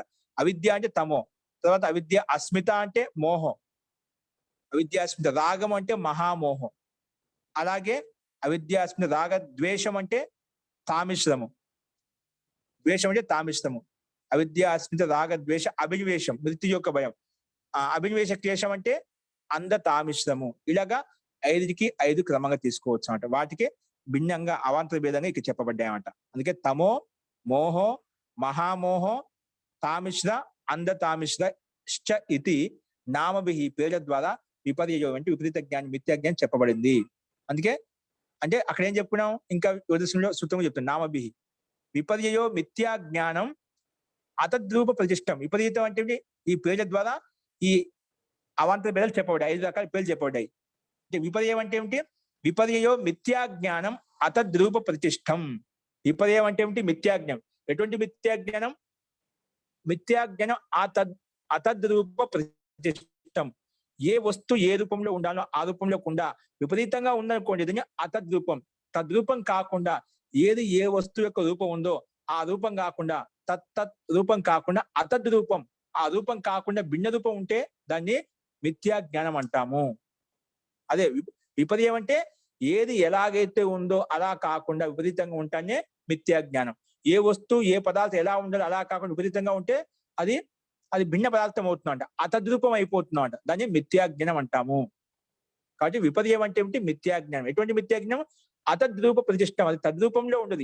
ఏది ఏ రూపంలో ఉండాలో ఆ రూపంలో కూడా భిన్న రూపంలో ఉంటే దాన్ని అతద్రూపం అంటే మిథ్యా జ్ఞానం, విపరీత జ్ఞానం అని చెప్పి అర్థం చేసుకోవాలి. అవే ఇక్కడ మళ్ళీ ఇచ్చాడు. తమో మోహో మహామోహో తామిశ్రో అంధ తామిశ్ర. ఇది మన వ్యాస భాషలో యోగ దర్శనంలో కూడా చెప్పుకున్నామంట. దానికి వీటికి ఇవి విపరీత జ్ఞానం అంటే 5 రకాలు. అర్థమైనప్పుడు విపర్యో భేదాహ పంచ. విపరీత జ్ఞానం 5 రకాలు. ఏంటివి? తమస్సు, మోహము, మహామోహము, ఇవన్నీ అంధకారానికే అవిద్యకే చిన్న చిన్న భేదాలు, చిన్న చిన్న సూక్ష్మంగా ప్రభేదాలు అన్నమాట. అవి మనకు లోతు దిగే కొద్దీ మనకు తెలుస్తుంటాయి. రకరకాలుగా అవిద్యలో ప్రకారాలు ఇవి. అవి మనకు 5 రకాలు మనం చెప్పుకున్నాం. ఓకేనా? సరే. విపర్యో ఏం చెప్పుకున్నాము? విపర్య భేదాహ పంచ. విపర్యం అంటే మిథ్యాజ్ఞానికి 5 రకాలు. అవి చెప్పుకున్నాం. నెక్స్ట్ ఏంటి సూత్రము? రెండవది అశక్తి అష్టావింశతిదా. అశక్తి ఏం చెప్పాము? అశక్తిది 28 రకాలంట. ఆ విషయం చెప్తున్నాడు. అశక్తిం ఆహ. ఇప్పుడు అశక్తి అంటే ఏమిటి అది చెప్తున్నాడు. ఏవం ఇతరస్యాహ. ఇప్పుడు ఏ విధంగా 5 రకాలు ఏ విధంగా మిథ్యాజ్ఞానం చెప్పుకున్నాం, అలాగే ఏవం ఇతరస్య. ఇతరస్య ఏంటి? వేరే అశక్తి విషయం చెప్తున్నాడు. ఏవం ఇతరస్యాహ. మిగిలిన విషయాల్లో కూడా ఏంటంటే చూడండి. ఏవం అలాగే పైన చెప్పిన విధంగానే పూర్వవత్ కనుక ఇక్కడ వస్తున్నామట. పూర్వం చెప్పిన విధంగానే అష్టావింశతి విధత్వు అంటే 28. అష్టావింశతి అంటే ఏమిటి? 28 ప్రకారాలు. అష్టావింశతి విధత్వు అవాంతర భేదాత్ ఏకస్యాపి సత్యాహ ఖలు అనంతరాయాహ అశక్తే విజ్ఞేయం.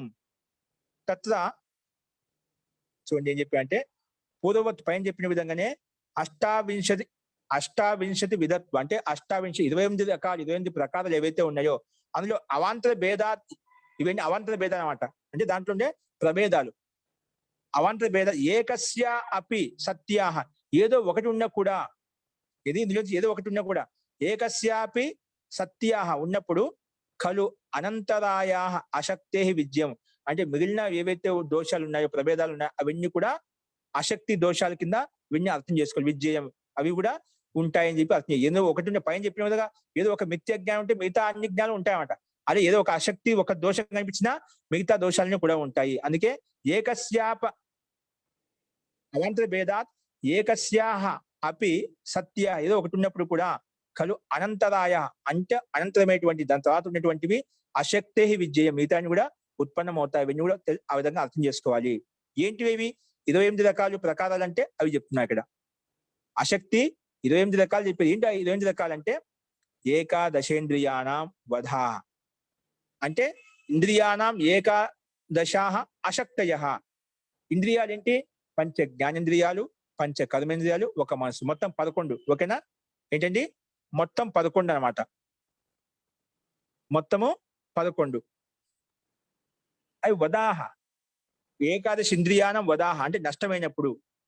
అంటే ఇంద్రియానం ఏకాదశ అశక్తయ. ఇంద్రియాలు నష్టమవుతుంది, శక్తి ఉండదు అన్నమాట. మనకు ఈ 11 ఇంద్రియాలు చెప్పుకున్నాం. పంచ జ్ఞానేంద్రియాలు, పంచ కర్మేంద్రియాలు, ఒక మనసు చెప్పుకున్నాం. ఇందులో ఏ ఒక్క ఇంద్రియం పోయినా మనకి ఏమైనా పనిచేస్తాయా? మనసు అతి ముఖ్యమైనది, ప్రధానమైనది. ఈ మనసు లేకపోతే ఇంద్రియాలు ఉన్నా కూడా ఏం పని చేయమాట. సరే, నేత్రం లేకపోతే అది కూడా ఒక సమస్య. ఏదో ఒక సమస్య, కొరత అయితే ఉంటుంది, లోపం అయితే ఉంటుంది. చెవులు లేకపోయినా అనుకోండి, శ్రవణేంద్రియం సరిగ్గా పనిచేయలేనుకోండి, అదే సమస్య. జిహ్వేంద్రియం పనిచేయలేకోండి, అదే సమస్య. అలాగే పంచ జ్ఞానేంద్రియాలు, పంచ కర్మేంద్రియాలు ఏ ఒక్కటి కూడా మనకు దోషం కలిగినా అవన్నీ కూడా అశక్తి రూపము. అంటే దాంట్లో శక్తి లేకపోతే మనకు మన ముక్తిలో మన ధ్యాన స్థితిని పొందడం కోసము అది ఏదో కొంచెం సంకటం, కొంచెం విజ్ఞాన్ని కలిగజేస్తుంది, కొంచెం బాధను ఉపస్థితం చేస్తుంది. కాబట్టి అన్ని సక్రమంగా ఉంటేనే మనకి ఎటువంటి ఇబ్బంది లేకుండా త్వరగా మనం ముక్తిని పొందవచ్చు, త్వరగా ధ్యానాన్ని సిద్ధింపజేసుకోవచ్చు, త్వరగా మన లక్ష్యం వైపు వెళ్ళవచ్చు అని ఇవన్నీ దోషాలు చెప్తున్నమాట. అందుకే ఏకాదశానం ఇంద్రియా వద, అది నష్టమైనప్పుడు అంటే ఇంద్రియానం ఏకాదశ అశక్తయ, నష్టమవుతుంటే అశక్తి, శక్తి లేదని అర్థం. ఇవి 11. తర్వాత సప్తదశ అసక్తయస్తు నవతుష్టినాం తథా అష్టసిద్ధీనాం విధాహ అనవలంబ్య జాయంతే. ఇక్కడ 11 అండి. మొత్తం 28 చెప్పాం కదా, ఈ 11. తర్వాత సప్తదశ అసక్తయస్తు, ఈ ఇంకా మిగిలిన ఈ 11 అయినప్పుడు మిగిలిన 17 ఉన్నాయన్నమాట.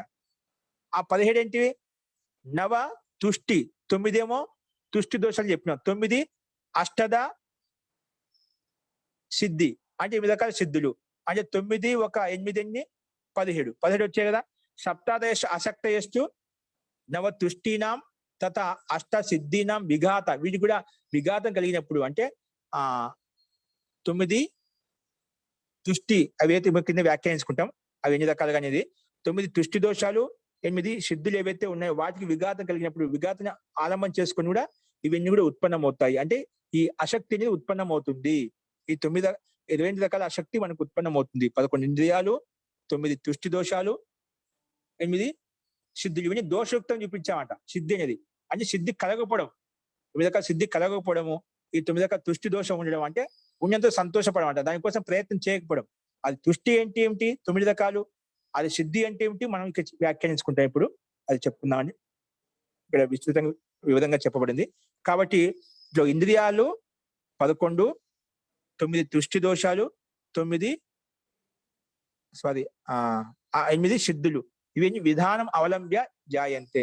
వీటిలో దోషాలు కలగడం వలన మనకు ఈ ధ్యాన సిద్ధి అనేది ముక్తి విషయంలో మనకు లోపం ఉంటుంది, అంటే అంత త్వరగా సిద్ధించదు. కాబట్టి ఈ ధ్యాన సిద్ధిని సిద్ధింపజేసుకోవాలంటే ఈ దోషాలు ఏవైతే ఉన్నాయో 28 దోషాలు, అవి తుష్టి దోషాలు ఏవైతే ఉన్నాయో వాటిని తొలగించుకోవాలి అని చెప్పి ఇక్కడ చెప్పబడిందండి. ఇప్పుడు తుష్టి 9 అని చెప్పావు, అష్టదా సిద్ధి అని చెప్పావు, అవి ఏంటివి ఇక్కడ చెప్తున్నామట. తుష్టి మహా ఆధ్యాత్మిక భేదాత్ నవదా తుష్టి. అందులో ఆధ్యాత్మిక దృష్టికోణంలో ఈ 9 రకాల తుష్టి దోషాలు ఉంటాయి. అవి ఏంటో మనం చెప్పుకుందామండి. అంతకంటే ముందు ఇప్పుడు 42వ సూత్రం వరకు చెప్పిన వాటిలో ఎవరికైనా సందేహం ఉందా? ఇప్పుడు చెప్పండి. ఆచార్య అంధతామిశ్ర అంటుంటుంది అంటే అత్యంత అంధకారం. అంధతామిశ్రం అంటే అంతే అంధకారంలో అంతిమ అవస్థ అన్నమాట. వాటి కూడా మనం కొంచెం తగ్గించుకుంటూ అంధకారంలో కొంచెం దీంట్లో ఇతని మూర్ఖుడే, ఇతను కూడా అతని కంటే ఎక్కువ మూర్ఖుడు అన్నమాట. ఇతను కూడా అతనిలో ఇంకా ఎక్కువ మూర్ఖత్వంలో ఉన్నాడు, ఇంకా ఎక్కువ అంధకారంలో ఉన్నాడు అన్నమాట. అలా దాంట్లో ఇవన్నీ కూడా అంధకార స్థితిలో ఉన్నాయి, అవిద్య స్థితిలో ఉన్నాయి. దాంట్లో ఇంకా కొంచెం దానికి మాత్ర అనేది ఎక్కువగా ఉంటుంది. గాఢాంధకారం అండి. ఘనాంధకారం చెప్పొచ్చు. ఓకేనా? ఘనాంధకారంలో ఉన్నా అంటే అత్యంత ఇంకా విపరీత స్థితిలో ఉన్నాడనమాట. అది మిథ్యాకి విపరీత జ్ఞానికి విపరీతం అంట. సామాన్య ఒకటి విపరీత జ్ఞానం ఉండొచ్చు, కొందరికి అత్యంత దాంట్లో ఆ విపరీత జ్ఞానికి మరింత విపరీతంగా ఉండొచ్చు అన్నమాట. దాంట్లో ప్రకారాలు అంతేం లేదు. ఓకే, ఇందులో ఏది ఉన్నా కూడా అన్ని సిద్ధిస్తాయి అన్నమాట, అన్ని ఉంటాయి అన్నమాట. గారు పరవైరాగ్యం అపర వైరాగ్యం అంటే ఒకసారి. పర వైరాగ్యం అంటే ఇంక దానికంటే పర ఏది ఉండదు అన్నమాట. అంటే అది ఉత్కృష్టమైన వైరాగ్యం పర వైరాగ్యం అంటాం. అంటే పరమాత్మ యొక్క వైరాగ్యం అంటే ఇంకా పరమాత్మ కోసం ఏం చేసినా, ఏ క్రియాకలాపాలు చేసినా అన్ని పరమాత్మ కోసం చేస్తున్నాం అంట, అది అటువంటి వైరాగ్యం. అపర వైరాగ్యం ఇంకా పర వైరాగ్యం కలగలేదు అంటే, అంటే ధార్మిక అనుష్ఠానాల్లో క్రియాకలాపాలు లీనమై ఉన్నాడు, మంచి దాన పుణ్యకర్మలు చేస్తున్నా, యజ్ఞయాగాలు చేస్తున్నా అంటే ఆధ్యాత్మిక వైపు ఉన్నామంట. ఇంకా అంటే అపర వైరాగ్యం సంప్రదాయ సమాధి, ఇంకా పర వైరాగ్యం కలగలేదు కాబట్టి అటువంటి మార్గంలో లీనమయ్యాడు అన్నమాట.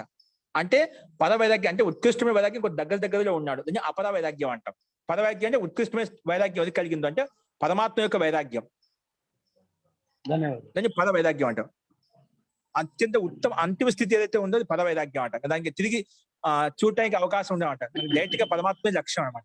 అపర వైరాగ్యంలో పర వైరాగ్యం వైపు వెళ్తున్నాడు అనమాట, కానీ అత్యంత దగ్గరగా లేడనమాట. అంత పూర్తిగా నా పర అపర అంటే పూర్తిగా పర వైరాగ్యం వైపు లేడనమాట. అంటే కొంచెం అటువంటి మార్గంలో ఉన్నాడు కానీ అంత స్థితి ఉచ్చ స్థితి ఇంకా రాలేదు. అంటే అసంప్రజాత సమాధి అంటే అది ఇంకా కొంచెం కింది అవస్థ అనమాట అపర వైరాగ్యం. అర్థమైందండి? ధన్యవాదాలు. పర వైరాగ్యం అత్యంత ఉత్కృష్ట స్థితి, ఇంకా ముక్తే లక్ష్యము. అపర వైరాగ్యంలో ధార్మిక అనుష్ఠాలు, సంస్కారాలు, దోషాలు నష్టం చేసుకోవడం కోసము, అతని యోగ్యతను పెంచుకోవడం కోసం ఆధ్యాత్మిక మార్గంలో అడుగు పెట్టాడు అన్నమాట. అంటే అతను పర వైరాగ్యం వస్తుంది, ముందు పవిత్ర భావన కలగాలి, పరమాత్మ పట్ల ప్రీతి కలగాలి. ఇప్పుడు చెప్పాను కదా, భావనోపచయ భావనాలు ఉత్పన్నం కావాలంటే పరమాత్మ పట్ల, ఆధ్యాత్మిక పట్ల, ఋషి మహర్షి పట్ల, మన శాస్త్రం పట్ల ప్రీతి కలగాలి అంటే, భావన కలగాలంటే అపర వైరాగ్యం ఉండాలన్నమాట. అంటే ఆ వైరాగ్యంలో కొంచెం కింది స్థితి అనమాట. ఆ స్థితి ఉన్నప్పుడే ఒక వైరాగ్య స్థితి, పర వైరాగ్య స్థితి కలుగుతుంది అతనికి. తత్ర జన్మ శతకోటిషు మత్పరత్వం అని ఉంది సార్. ఏముందండి? తత్ర జన్మ శతకోటిషు మత్పరత్వం అని ఉంది. అర్థం పరత్వం అంటే అర్థం చేస్తాం. ఎక్కడ మన పుస్తకంలో వేరే మీద పుస్తకం చెప్తున్నారు అన్న? ఇది మీరు వచనం ఏదో చెప్పారు కదా, అది మన పుస్తకంలో చూసి చెప్తున్నారా, ఏదైనా వేరే వచనం చెప్తున్నారు? లేదు వేరే చెప్తున్నాను సార్, మామూలుగా పుస్తకం మిగతా పుస్తకంలో చూసుకోండి. పరత్వం అంటే అర్థం జన్మ శతకోటిషు, తత్ర జన్మ శతకోటిషు మానవత్వం అంటే మామూలుగా పూజ చేసుకునే దాంట్లో ఉందండి, అందుకే అడిగాను. ఓకే అండి. శతకోటి జన్మేశ్వర పరత్వం మానవత్వం అంటే ఇంకా ఎన్నో జన్మ శతకోటిషు. రెండో చరణం కూడా ఉంటుంది, అది చెప్పండి. 4 చరణాలు ఉన్నాయి, 4 చరణాలు ఉన్నాయి సార్. నేను రాసి పంపిస్తాను సార్, రాసి పంపించండి, దాని గురించి చెప్తాను. అది తాత్పర్యం. ఒక చరణం చెప్పారు, రెండో చరణం వస్తే దానికి పూర్తి వస్తుంది అన్నమాట.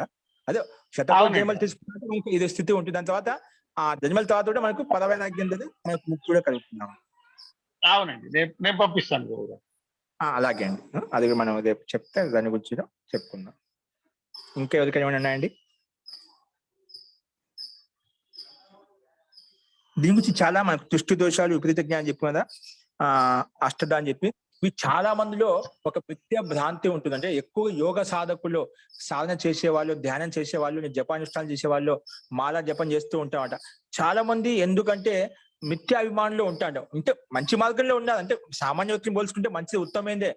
అక్కడ కూడా వచ్చి ఉంది మాకు తెలియకుండా మిథ్య అహంకారం, మిథ్య అభిమానం వస్తూ ఉంటుందండి. అది వాళ్ళకు తెలియదు, నాలో అహంకారం ఉంది, అభిమానం ఉంది చెప్పి. అంటే ఆ మాయలో లీనం అయిపోతుంది అన్నమాట. అంటే ఒక యోగ స్థితిలో, యోగ సాధనలో ఉంటూ కూడా త్యాగం చేశాను అంటూ కూడా వాళ్ళు ఆ మాయలో పడిపోయి వాళ్ళని పెద్ద గొప్పగా ఊహించుకుంటావో, నేను అన్ని చేసేసాను, అన్ని త్యాగం చేసేసాను అని చెప్పి ఒక మిథ్య భ్రాంతిలో ఉంటుంది అన్నమాట.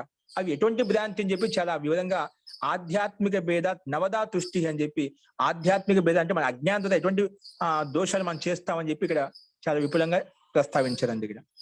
అది మనం రేపు చూద్దామండి. అస్తు, కొన్ని సందేహం చెప్పండి, లేదంటే మనం రేపు చెప్పుకుందాం. అంటే మొత్తం మీద కూడా అవగుణాలను నిరోధించాలి అనేది మొత్తం మీద కూడా లాభం అనిపిస్తుంది మహోదయ, అంతేనా? వస్తుందండి తర్వాత అవగుణాలు. ఏదైనా కానీ మనకు దోషాలు ఉంటే మనకు వాటి పట్ల ప్రీతి ఉన్నప్పుడు మనకు వాటిపై ఆకర్షణ ఉంటుంది. అందుకే ఎట్లా తుష్టి దోషాలు, ఏ రకమైన తుష్టి దోషాలు మీకు చెప్తాను రేపు చెప్పినా మీకు అర్థమవుతుంది. ఆ దోషాలు ఎటువంటి దోషాలు మనం ఆలోచిస్తాము, ఎటువంటి మన థింకింగ్ ఎలా ఉంటుంది అంటే అందరిలో కూడా అన్నమాట. ఎందుకంటే ఒకటి మన సామెత చెప్తుంటామట, ఎవరి దగ్గర డబ్బు ఐశ్వర్యం ధనం వచ్చిందో, ఎవరి దగ్గర విద్య వచ్చిందో ఆయనకు తెలియకుండా అది స్వాభావికంగా అహంకారం వస్తుందంట. విద్యా అహంకారం, నాకు దగ్గర విద్య ఉందని చెప్పి తెలియకుండా అహంకారం వస్తుందన్నమాట. అలాగే ధనం ఐశ్వర్యం ఉన్నా కూడా నాన్న మించుకునే ఎవరు లేదని చెప్పి ఆ తెలియకుండా అహంకారం వస్తుందన్నమాట. అటువంటి అహంకారంలో కూడా విద్య వచ్చినప్పుడైనా ధనం వచ్చినప్పుడైనా అక్కడ సమవస్థలో ఉండటం అది మనకు గొప్ప గొప్ప విషయం అన్నమాట. అటువంటి ఒక తెలియకుండా మనకు మిథ్యా అహంకారం, మిథ్యా అభిమానం వస్తుంటాం అన్నమాట. అది ఏ రకంగా వస్తే మనకు కొంచెం జాగరూకంగా పరమాత్మ యొక్క స్థితి, ధ్యాన, ప్రార్థన అది మన ధ్యానం చేయకపోతేనా ఇవన్నీ అవాంతర భేదాలకు లోను కావాల్సి వస్తుంది. తుష్టి దోషాలకు కానీ లేదంటే అష్ట దోషాలకు కానీ ఏదో ఒకటి మనకు కష్టం కలిగిస్తుంది, విఘ్నం కలిగిస్తుంది అన్నమాట. ఆ విఘ్నాలు మనం రేపు విధంగా చెప్పుకుందామండి. అస్తు, సరే అండి. అయితే నాగలక్ష్మి గారు. మోదే, నిన్న మీరు అంతర్ముఖంగా వెళ్ళాలి అన్నారు కదా, అది అంతర్ముఖంగా వెళ్ళడం ఎలా సాధన చేయాలి అనేది చెప్పగలరు? మనసులో దీపానుష్ఠానం చేసుకుంటూ ఉంటేనా బయట విషయాలు ఆలోచించు, లోపల నీ మనసులో ఆలోచిస్తూ ఉంటాం. అంతర్ముఖంగా అంటే ఏంటి, ఒక్కోసారి మనం తెలియకుండా చాలా విషయాలు మనకే మన మనసులో ఆలోచించుకుంటుంటామండి. నేను ఈ పని చేస్తాను, రేపు ఇక్కడికి వెళ్తాను, రేపు ఆ పని చేయాలి, రేపు ఈ పని చేయాలని చెప్పి మనం ఏదైనా ఒక చేయాల్సిన పని గురించి మనం ఊహించుకుంటాం, మనసులో ఊహించుకుంటామా? అలాగే అంటే మనసులో ఆలోచిస్తున్నాం అంటే విని రేపు చేయాల్సిన క్రియాకలాపాలు ఏవైతే ఉన్నాయో, కర్మలు ఏవైతే ఉన్నాయో వాటిని ముందే మన మనసులో ఊహించుకుంటాం, ఆలోచిస్తాం. అలాగా ఒక విషయం మీద బయట ఉండే విషయాన్ని తొలగించుకొని మన లోపల జప విషయం, ఇప్పుడు గాయత్రి అనుష్ఠానం చేస్తున్నాం, ఆ గాయత్రి పూర్వకాన్ని అర్థపూర్వకంగా చింతన చేయడం అన్నమాట. ఆ పరమాత్మ యొక్క గుణ గణాలను స్తుతించడం, ప్రార్థించడం. ఇప్పుడు డబ్బున్న వాళ్ళ ఎవరి దగ్గర ధనం ఉంటుందో ఆ ధన వ్యక్తి దగ్గరికి వెళ్ళి ప్రార్థిస్తాం. ఎందుకు అతని దగ్గర ఉంది కాబట్టి మనకు ధనం ఇస్తా అని చెప్పి ప్రార్థిస్తాం. ఎవరి దగ్గర అయితే విద్య ఉందో ఆ విద్యావంతుడి దగ్గరికి వెళ్ళి మనం ప్రార్థిస్తాం, నాకు విద్య కావాలని చెప్పి. అని ఎవరి దగ్గర ఏదైతే ఉందో అతని దగ్గరికి ప్రార్థిస్తాం అంట. మనకు బలం కావాలన్నా, ఐశ్వర్యం కావాలన్నా, ఇంకా ఏవి కావాలంటే, మనకి ఏ తత్వం కావాలంటే అది వాళ్ళ దగ్గరికి వెళ్ళి మనం ప్రార్థిస్తాం. ఎందుకు, అది వాళ్ళ దగ్గర ఉంది, మనకి ఇస్తారు. ప్రార్థించినప్పుడు, దానికోసం ప్రయత్నం చేసినప్పుడు అది మనకు సిద్ధిస్తుంది కాబట్టి. అలాగే సర్వసంపన్నుడైనటువంటి పరమాత్మ కాబట్టి, ఈ పరమాత్మ దగ్గర అన్ని ఐశ్వర్యములు ఉన్నాయి కాబట్టి అందుకే మనం పరమాత్మను ప్రార్థిస్తున్నాము. ఆ ప్రార్థన, స్తుతి ప్రార్థన పూర్తిగా మనం ఏదన్నా ఒక వ్యక్తిని ఏ విధంగా ప్రార్థిస్తామో, ఒక చిన్న పిల్లవాడు ఏ వస్తువు పదార్థం కావాలంటే ఏ విధంగా ప్రార్థిస్తాడో, అమ్మని ప్రార్థిస్తాడో, నాన్నని ప్రార్థిస్తాడో ఆ వస్తువు పదార్థం కోసము, అలాగే మనం కణంలో వ్యాపించినటువంటి ఆ పరమేశ్వరిని మనస్ఫూర్తిగా, శ్రద్ధాపూర్తిగా నిజంగానే పరమాత్మతో ఈ విధంగా ఎదురుగా ఉన్నప్పుడు ఈ విధంగా మాట్లాడతాం వ్యక్తులతో, అలాగే పరమాత్మ నాలో ఉన్నాడు, నా ప్రతి విషయాన్ని, ప్రతి మాటను, ప్రతి ఒక్క మానసిక కర్మను అన్ని ఆలోచిస్తున్నాడు, నేను పరమాత్మకు చెప్పుకుంటున్నాను, అదే భావనతో, అదే శ్రద్ధతో నేను ప్రతి విషయాన్ని పరమాత్మ ఆలకిస్తున్నా అని చెప్పి భావనతో మనం చెప్పుకోవాలి. అక్కడ స్తుతించాలి, ప్రార్థించాలి. గుణాలను స్తుతి, ప్రార్థన, ఉపాసన చేసినప్పుడు మనకి అటువంటి అంతర్ముఖ స్థితి కలుగుతుందండి. అంటే అదొక పరమాత్మ యొక్క విషయం ఉంటుంది, బయట అన్ని విషయాలు ఉండవు. ఆ పరమాత్మ స్థితి చేయకండి, ఒకసారి ఒక ఆలోచన వస్తుంది, ఒకసారి ఇంకొక ఆలోచన వస్తుంది, రకరకాలుగా మనం ఎన్ని రకాల ఏదో ఒక పని చేస్తుంటాం, కర్మ చేయకుండా ఉండవు. అవన్నీ ఆలోచనలు వస్తాయి, ఇలా చేయాలి, అలా చేయాలి, ఇలా చేయకూడదు, ఏదో మనం ఏం చేయాలనుకుంటున్నాం, ఏం చేయకూడదు లేదా జరిగిపోయిన విషయాలు ఆలోచిస్తుంటాం లేదా, జరగబోయే విషయాన్ని ఆలోచిస్తుంటాం లేదా, జరగబోయే ఆలోచన విచారిస్తుంటాం లేదా, జరుగుతున్న విషయాలను ఆలోచిస్తూ ఉంటాం. అంటే మన మనసు భూతకాలంలో, భవిష్యత్ కాలంలో లేదా వర్తమానం ఎక్కడో వచ్చుట ఆలోచన చేస్తూ ఉంటుంది. ఒకసారి ఇక్కడ, ఒకసారి అక్కడ పరిగెడుతుంటుంది, రెండు పక్కల అన్నమాట. ఒక విషయంలో స్థిమితంగా ఉండదన్నమాట. ఎక్కువగా భూతకాలంలో జరిగిపోయిన విషయాలు లేదా భవిష్యత్ కాలంలో జరగాల్సిన విషయాల గురించి ఎక్కువ ఆలోచిస్తూ ఉంటామంట. అంటే ఇవన్నీ ఆలోచన పక్కన పెట్టి, జరిగిపోయిన విషయాన్ని పక్కన పెట్టి, జరగాల్సిన విషయాన్ని పక్కన పెట్టి, వర్తమానంలో నువ్వు ఏ కర్మ చేస్తున్నావు అదే కర్మ లీనమయ్యి అదే విషయాన్ని ఆలోచిస్తుంటే అంతర్ముఖంగా అదే విషయం మీద డెప్త్గా లోతుకి వెళ్ళిపోతాం అన్నమాట. అది నీకు అనుభవం ద్వారా వస్తుంది అని చెప్పాను. నువ్వు చేయడం మొదలు పెట్టావంటే మీకు అనుభూతి స్వయం, ప్రతి ఒక్కరికి అనుభూతి భిన్నంగా ఉంటుంది. మనం ఏదో ఒక విషయం లీనమైనప్పుడు ఏమవుతుంది, పూర్తిగా అన్ని మర్చిపోతాం. ఇప్పుడు ఒక సినిమా హాల్కి వెళ్తామండి, సినిమా హాల్లో 3 గంటలు అన్ని గేట్లు తలుపులు వేసేసిన తర్వాత ఏమవుతుంది, ఆ 3 గంటలు ఎలా గడిచిపోయింది తెలియదు, ఎక్కడ ఉన్నామో తెలియదు. పూర్తిగా మన మనసంతా బహిర్ముఖంగా ఆ స్క్రీన్ మీద ఉంటుందన్నమాట. కనిపిస్తుందండి 3 గంటలు ఎలా గడిచిపోయిందో. ఎందుకు? అక్కడ మనకి ఆసక్తి ఉంది, అక్కడ కోరిక ఉంది, రుచి ఉంది, అక్కడ శ్రద్ధ ఉంది, దాంట్లో పూర్తిగా లీనమయ్యాం. మన మనసంతా బహిర్ముఖంగా అక్కడ కేంద్రీకరించామట. అందుకే మనకి ఏం తెలియదు, పూర్తి ఒక విషయం లీనమైపోయాం. అక్కడ ఇంటి సమస్యలు కానీ, పిల్లలు కానీ, ఎవరు కానీ ఏది గుర్తు రాదు అక్కడ మనం, సాధ్యమైనంత ఎక్కువ శాతం. అట్లా ఒక విషయంలో పూర్తిగా లీనం కావాలి. లీనమైనప్పుడు అదే విషయం, ఆ పరమాత్మ లీనం కావాలి. పరమాత్మ విషయం గురించి ఆలోచించాలి. పరమాత్మ కంటే వేరే విషయం ఏది ఉండకూడదు. పరమాత్మ అన్ని సర్వసంపన్నుడు కాబట్టి ఆ పరమాత్మను ప్రార్థించినప్పుడే పరమాత్మ నాకు అందజేస్తాడు, ఏదో ఒక రూపంలో వచ్చి నాకు అందజేస్తాడు. కాబట్టి అన్ని సామర్థ్యాలు పరమాత్మ దగ్గర ఉంది కాబట్టి జ్ఞానం కావాలన్నా, డబ్బు కావాలన్నా, ఐశ్వర్యం కావాలన్నా, నువ్వు ప్రార్థిస్తున్నావు, స్తుతిస్తున్నావు అంటే పరమాత్మ తెలుసు నీకు ఏ సమస్య ఉంది, ఎటువంటి కష్టం ఉంది, ఎటువంటి బాధ ఉంది, ఎటువంటి కష్టాన్ని ఎలా దూరం చేయాలి. పరమాత్మ అటువంటి జ్ఞానం, అటువంటి బుద్ధి, అటువంటి శక్తి, అటువంటి సామర్థ్యం ఇచ్చేసి ఏదో ఒక రూపంలో నువ్వు శ్రద్ధ పూర్వకంగా ప్రార్థించినప్పుడు పరమాత్మ నీ కష్టాన్ని దూరం చేస్తానండి. అంటే ఆ రకంగా బుద్ధిని ప్రసాదిస్తాడు, అటువంటి వ్యక్తిని నీకు దగ్గరికి పంపిస్తాడు, అటువంటి దేవతని నీ దగ్గరికి పంపించి నీ సమస్యకు సమాధానం పరమాత్మ ఏదో ఒక ఉపాయం చెప్తాడు అన్నమాట. బుద్ధి ద్వారా, బుద్ధి మాధ్యంతో, ఏదో వ్యక్తి మాధ్యంతో, ఏదో ఒక రూపంలో. అది నిజంగా నమ్మకంతో, విశ్వాసంతో మనం ప్రార్థించాలి. ఖచ్చితంగా చేస్తా, నమ్మకం, వికల్పం ఉండకూడదు. అటువంటి ప్రయత్నం చేసినప్పుడు మనకు నిజంగా పరమాత్మ యొక్క అనుగ్రహం ద్వారా మనకి ఏది కావాలంటే అది సిద్ధిస్తుంది. ఆ రకంగా ఒకే విషయం పరమాత్మ చింతన జరగాలి.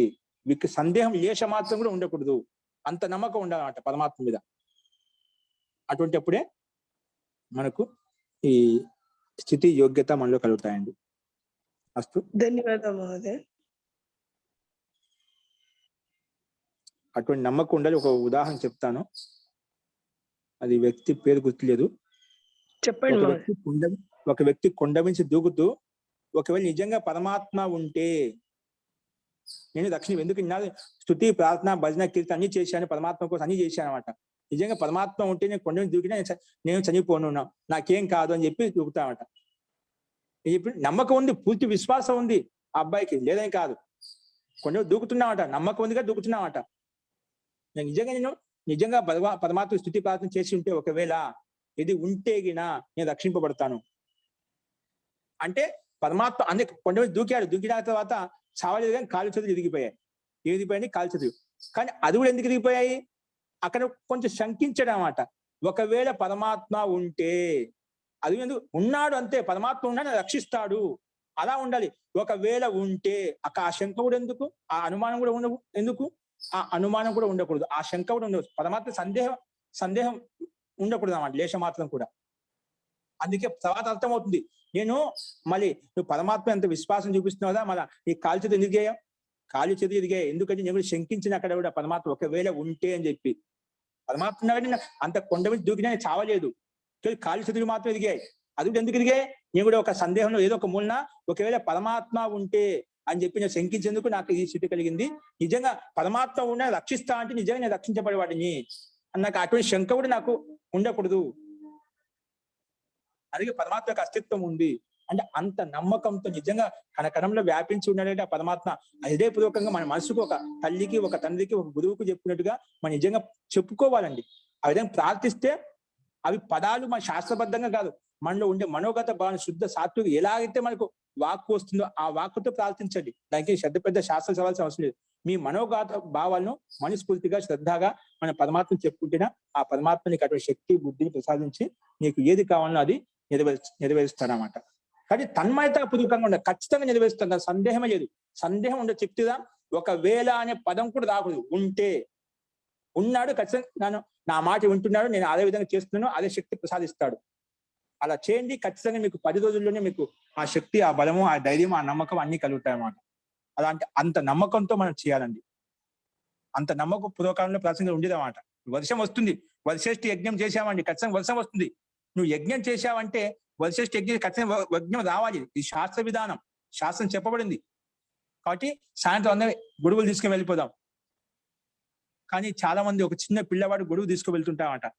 వరిశ్రేష్ఠి యజ్ఞం వస్తుందన్నా, వరిశ్రేష్ఠి యజ్ఞం చేస్తున్నారు అంత పండితులంతా, యజ్ఞం వస్తుందని చెప్పి. అంటే యజ్ఞం అంటే వర్షం వస్తుంది కదన్నా, మా తడిసిపోతా అందుకే గొడుగు తీసుకెళ్తాం అంట.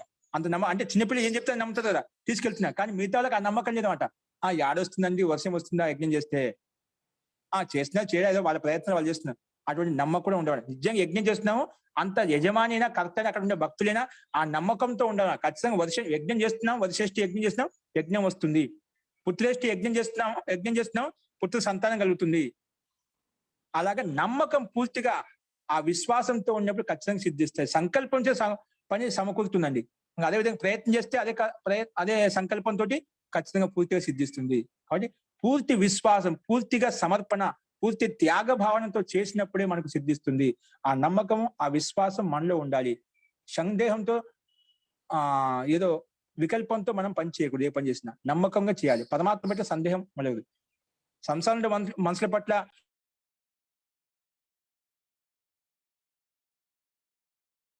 ఆ రకంగా ప్రయత్నం చేస్తే పరమాత్మ యొక్క అనుగ్రహం మనకు ఆ స్థితి కలుగుతుందని చెప్పి మనము అదే నమ్మకంతో మనం అందరం ప్రార్థించాలని చెప్పి కోరుకుంటూ మనం ఈ పాటని ఇక్కడ ఆపుదామండి. నెక్స్ట్ రేపు చెప్పుకుందాము.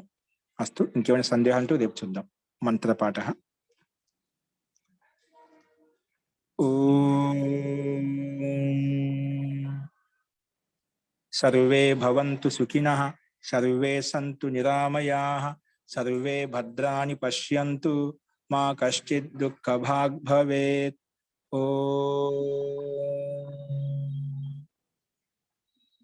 శాంతి శాంతి శాంతి. సర్వేభ్యో నమః. అందరికీ నమస్కారం అండి. నమస్తే మహోదయ. నమస్తే మహోదయ. ధన్యవాదాలు.